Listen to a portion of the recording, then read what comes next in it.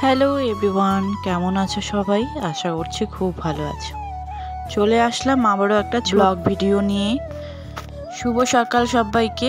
ভাবলাম আমার ফুল বাগানের ফুলগুলো তোমাদের সাথে একটু শেয়ার করে দিই। এর আগে যে ছোট্ট রকম একটা হলুদ ফুল দেখলে, আমি নিজেও জানি না সেই ফুলের নাম কি। তোমরা যদি কেউ জেনে থাকো অবশ্যই কমেন্ট করে জানিও। তারপরে দেখে দিলাম রঙ্গন, আর তারপরে আমার সবচেয়ে প্রিয় ফুলের গাছ গোলাপ। আমি নিজেও জানি না আমি গোলাপ ফুলের প্রতি এত কেন আকৃষ্ট হয়ে পড়ি। তারপরে দেখো সকাল সকাল কিন্তু খাবার বানানোর জন্য চলে এসেছিলাম। আর তোমরা তো বুঝতেই পেরেছো যে আজকে সকাল থেকে সন্ধে বা রাত অবধি কি হতে চলেছে। তো হ্যাঁ বন্ধুরা, কারণটা হচ্ছে সোমবারে ভাস্তির বিয়ে, আর সেই বিয়ে উপলক্ষে ভাস্তিকে আজ খাইয়ে দিয়েছিলাম আইবুড়ো ভাত। তাই সকাল থেকে সমস্ত আয়োজন শুরু করে দেওয়া হয়ে গেছে। এদিকে দেখো বাবা নিয়ে এসেছে মাংস। ভাস্তি আবার পোলট্রির মাংস খায় না, তাই নিয়ে আসা হয়েছিল পাঁঠার মাংস। সঙ্গে অনেক রকমের আইটেম থাকবে, তোমাদের সাথে সেটা শেয়ার করব লাস্টের দিকে। আর এইদিকে দেখতেই পাচ্ছ চালতা, আর এই চালতা কিন্তু কালকে বাবা নিয়ে এসেছিল, আর এর স্মেলটা আমার এত ভালো লাগে বলার মতো নয়। চালতাটা যেহেতু পেকে গেছে আর এর গন্ধটা এত এত এত এত বেশি যে বলার মতো নয়, পুরো বাড়িতে একদম ছড়িয়ে গেছে। তাই দৌড়ে দৌড়ে চলে আসলাম যে কোথায় চালতার গন্ধ। তারপরে দেখলাম উপরে স্ল্যাপের উপরে আর কি রাখা ছিল, তাই গন্ধ শুঁকে নিলাম। গন্ধ শুঁকে নেওয়ার পরে এদিকে দেখো আমার দুই ছেলে ঢোল বাজাতে ব্যস্ত, তাদের সাথে আমিও একটু গান করলাম। দাঁড়াও তোমাদের একটু গানটা আমি শুনিয়ে দিই। গানটা হচ্ছে এটা যে, এক কাপ চা বানাই শাশুড়ির জন্য, তাতে একটু চিনি দিব দিব একটু আদা, তার ওপর ছিটিয়ে দেব চা পাতা। এক কাপ চা বানাই শাশুড়ির জন্য, তাতে দেব একটু গরম গরম দুধ, দুধের উপরে হবে মালাইয়ের স্বর, একবার চা বানাই শাশুড়ির জন্য। তো দুই ছেলে ঢোল বাজাচ্ছিল আর আমি এটা তালে তালে ওদেরকে আর কি গানটা শুনিয়ে দিলাম। সঙ্গে দেখো তোমাদের সাথে কথা বলতে বলতে সমস্ত আইটেম আমাদের রেডি। আইবুড়ো ভাত খাওয়ার জন্য ভাস্তি চলে এসেছে, আর এসে দেখি ও কুর্তি পরে এসেছে। তাই তিন কাকিমণি মিলে তাকে পরিয়ে দেওয়া হয়ে গেছিল শাড়ি। এদিকে আমরাও খাওয়ার দাওয়া সবকিছু রেডি করে রেখে বসে আছি। ভাস্তি বসার পরে তো প্রচন্ড পরিমাণে লজ্জায় একদম কি বলবো গুলগুলা হয়ে গেছে। আর ওর লজ্জা দেখে আমার সেই বিয়ের সময়ের কথাবার্তা একদম মনে পড়ে গেল। এই একটা দিন প্রত্যেকটা মেয়ের কপালেই আসে, প্রত্যেকটা মেয়ের লাইফেই আসে, আর প্রত্যেকটা মেয়ে এটার জন্য খুবই খুবই খুবই দীর্ঘ অপেক্ষা করে থাকে। তো যাই হোক, ভাস্তির কিন্তু মনের আশা পূরণ হয়েছে। আমরা যেভাবে দিতে চেয়েছিলাম সেভাবেও দেওয়া হয়ে গেছে। আর হ্যাঁ, একটু ফটোশ্যুট করে নিলাম আর সবাইকে একটু দেখিয়ে দিলাম। এখনকার দিনই হচ্ছে তোমার কি খাওয়ার দাও কি না দাও, ফটোশ্যুটটা আগে হবে। তাই আমি এই যে আশীর্বাদ করতে চলে এসেছি। একে একে এখন আমরা তিন যা মিলে সবাই আশীর্বাদ করে নেবো। আর হ্যাঁ, আমার ভাস্তির সাথে তার দিদিও এসছে যে আমাকে বৌদি বলে ডাকে। আমাদের সম্পর্কে ডাকাডাকির মধ্যে কেউ যেও না, কারণ এদিকে সম্পর্ক এমন গোলমাল হয়ে আছে যেটা বলার মতো না। আমারও মাথায় কিছু কিছু সময় ঢোকেই না। তো যাই হোক, সেই সম্পর্কের কথা না হয় বাদই দিলাম। তোমরা সবাই আশীর্বাদ করো আমার এই ভাইজিটাকে, যাতে ও সংসার জীবন খুব ভালো হয়, সুখে থাকে, শান্তিতে থাকে। ও যাতে তার শ্বশুর শাশুড়ি সবাইকে, শ্বশুরবাড়িকে, পুরো শ্বশুরবাড়িকে মাতিয়ে রাখতে পারে, যেমন এখানে থাকে ও সেভাবেই। আমি এটাই চাই, তোমরাও এটাই আশীর্বাদ করো।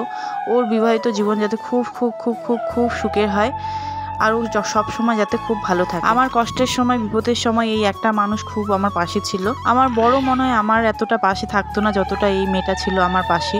সত্যি এর কাছে আমি অনেকটাই কৃতজ্ঞ, যেটা বলে বোঝানোর মতো না। বা এর ঋণ কোনোদিনও আমি শোধ করতে পারবো না। যেমন মানুষ বলে মায়ের ঋণ নাকি কোনোদিনও শোধ করা যায় না, তেমনি আমি এই মেয়েটার ঋণ কোনোদিনও শোধ করতে পারবো না।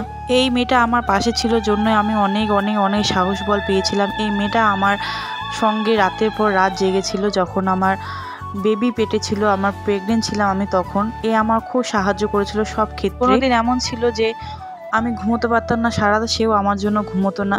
তবুও কিন্তু প্রত্যেক দিন নিয়ম করে আমার সঙ্গে আমার সাথ দেওয়ার জন্য, সঙ্গে দেওয়ার জন্য চলে আসতো আমার বাড়িতে, আমার সঙ্গে থাকতে। এরকমভাবেই কিন্তু বিপদের বন্ধু চেনা যায়।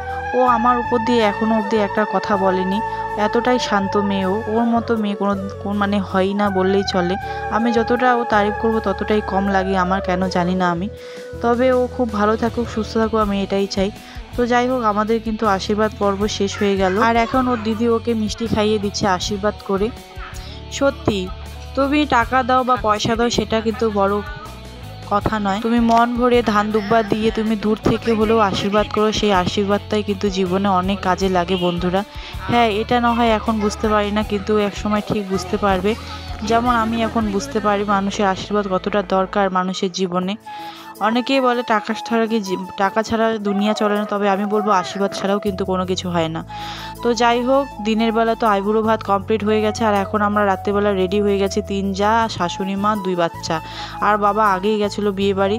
তো চলো বিয়ে বাড়ি গিয়ে কি করি না করি তোমাদের সাথে সবটা শেয়ার করব। আর এখন কিন্তু আমরা যাবো হলো বাজারের ভেতর দিয়ে, মানে শর্টকাট যাবো আর কি বিয়ে বাড়ি। তো চলো চট জলদি যাওয়া যাক, তারপরে তোমাদের সাথে কথা হচ্ছে। তো যাই হোক, এন্ট্রিটা তোমাদের একটু ধামাকা দিতে চাই, তার জন্য এই যে তোমাদের গেটটা আমি দেখিয়ে দিলাম, ফুলের গেট, যেটা সবসময় মানে সবখানেই দেখা যায় এখন। আগেকার দিনে কিন্তু কাপড়ের প্যান্ডেলের গেট ছিল, এখনকার দিনে কিন্তু ফুলের গেট, একটা অন্যরকমই আর কি আলাদা লেভেলের এন্ট্রি তোমাদের সাথে শেয়ার করে দিলাম। আমি এরকম এন্ট্রি কোনো বিয়ে বাড়িতে গিয়ে দেই না, কারণ আমার খুব লজ্জা লাগে বন্ধুরা এর জন্য। বিয়ে বাড়িতে গিয়ে আমার মেজো যা আমাকে এই ভিডিওটা করে দিয়েছিল, কেমন হয়েছে অবশ্যই কমেন্ট করে জানিও। আর এখন আমার ছোট যা করছে হলো ফটোশ্যুট, আর মেজো যাকে আমি একটু ডেকে নিলাম। আমার মেজো যা কিন্তু আমার ভিডিও দেখে পুরো হাসাহাসি করছিল, কারণ আমার ফোন ক্যামেরা এতটাই বাজে ছিল যেটা বলার মতো নয়।